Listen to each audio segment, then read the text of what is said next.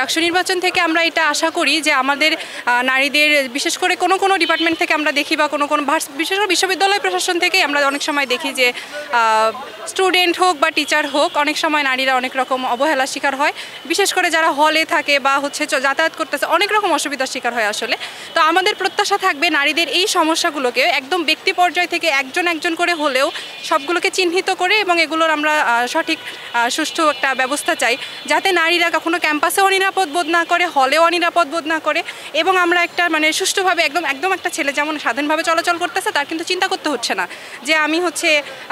কোথায় যাচ্ছি, একটা স্টেপ ফেলার আগে চিন্তা করতে হচ্ছে না ক্যাম্পাসে। আমরা এরকম নিরাপদ ক্যাম্পাস চাই এবং বর্তমানে যারা ডাকসুতে নির্বাচনে দাঁড়াচ্ছেন, নির্বাচন করবেন, তাদের কাছে আমাদের প্রত্যাশা আপনারা প্রত্যেকে নারীদের নিরাপত্তা নিশ্চিত করুন এবং একই সাথে আরও যে বিষয়গুলো আছে আমাদের, যেমন এর আগের ডাকসু নির্বাচনে আমাদের হচ্ছে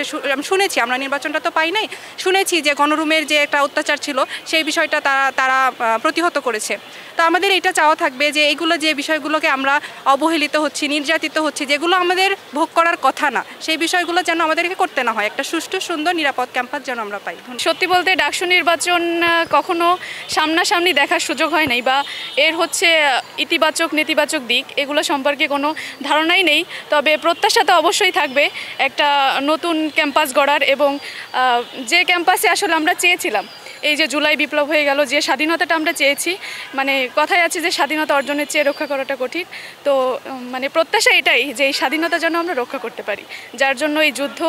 এই রক্ত, মানে মায়েদের সন্তানহারা বেদনা সব কিছু মিলেই যেন একটা সুন্দর ক্যাম্পাস আমরা চাই।